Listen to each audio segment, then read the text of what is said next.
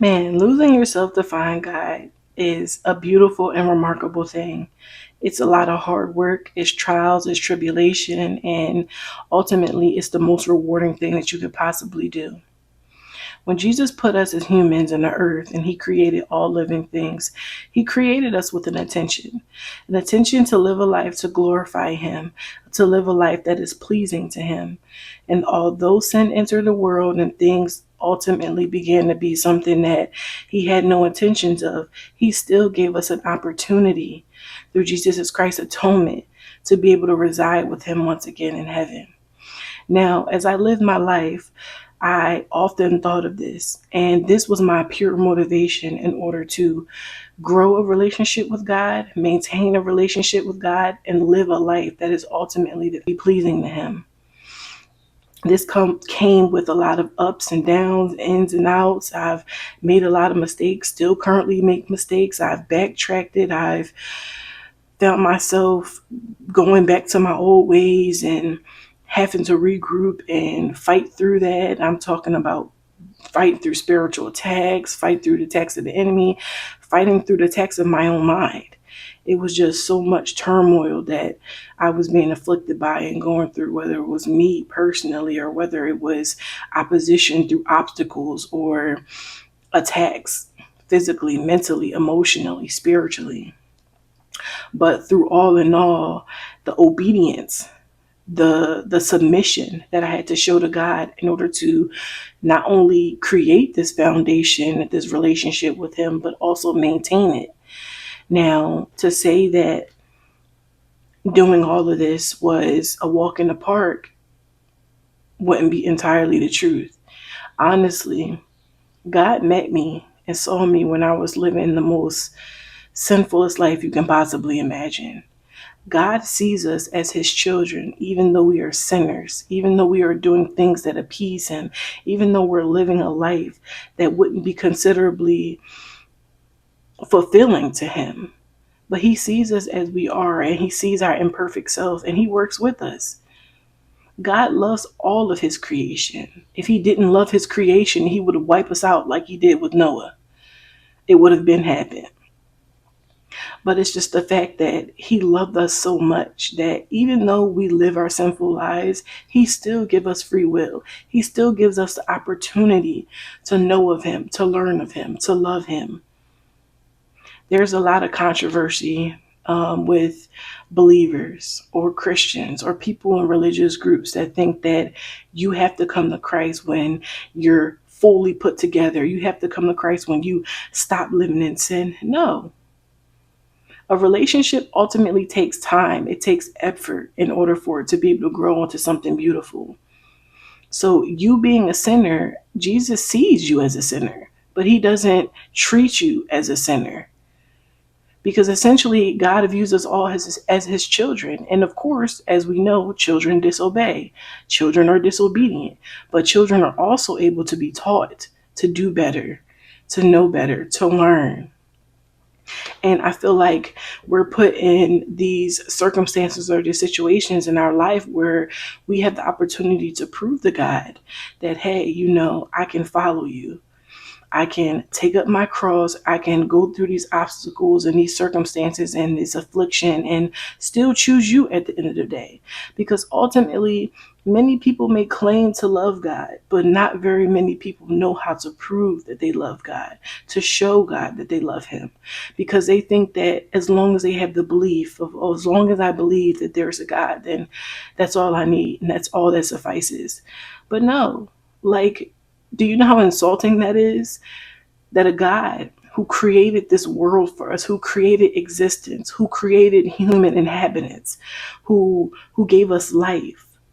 Yahweh, his name is essentially means breath. It's breath. He gave us breath. The air that we breathe in our lungs come from him. So I feel like it's easy to get caught up in the world because we're in subjection to this world. We live in this world and we know that this world is overruled by Satan right now. Because essentially, if this world was overruled by God, or if this was the intended world that God had for us before sin entered into it, that we wouldn't be living the way that we're living now. there wouldn't be death, there wouldn't be disease, there wouldn't be famine, there wouldn't be violence, there wouldn't be bloodshed. Innocent lives wouldn't be taken away for no reason. So, because we're in subjection to this sin and we live in it, it's so easy to get caught up into it. But the thing that I love most about God, regardless of your background, you can come from a religious background or you can come from a non religious background. There are so many opportunities where God can reach out to you through people, through things, through situations or circumstances. And ultimately, it's up to you what you do with that information or what you do with your relationship or how you go about not only knowing of him but wanting to build something with him.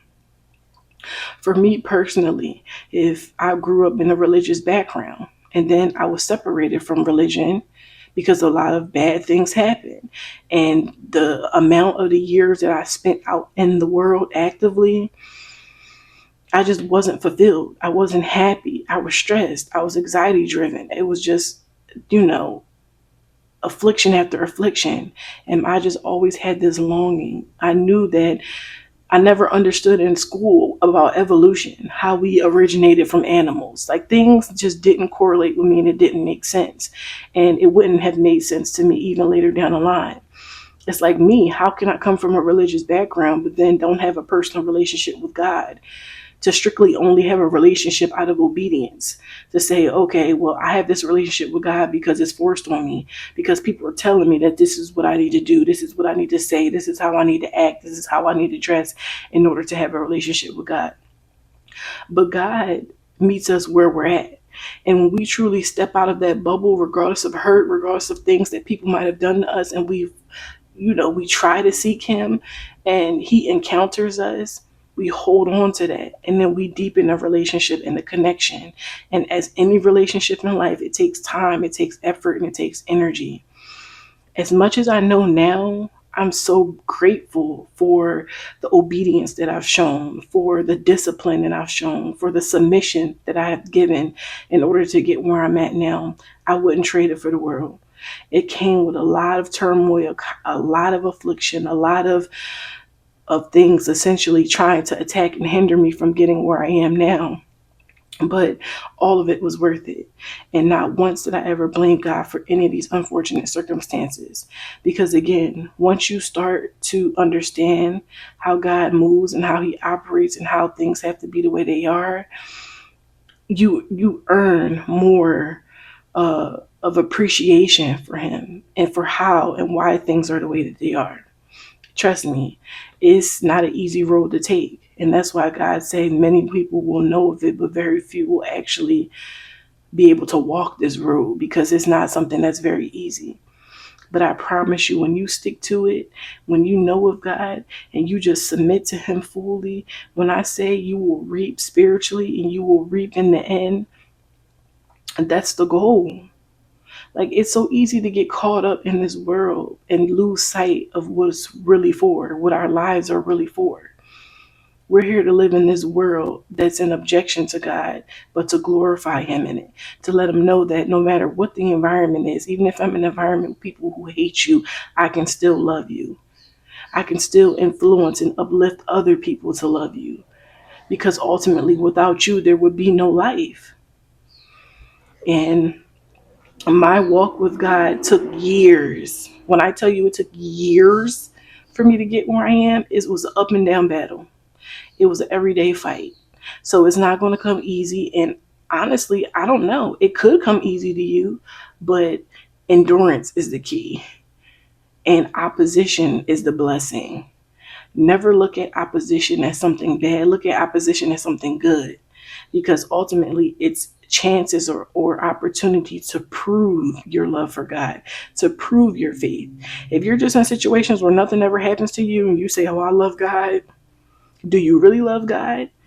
When you're put in situations or opposition that feels unbearable, then do you still love God? Because it's easy to say you love God when nothing's happening to you. But when everything is going south and everything's going downhill and you still love God, you still pour into him, that's what God appreciates. And that's when God blesses you. He gives you that knowledge and that understanding.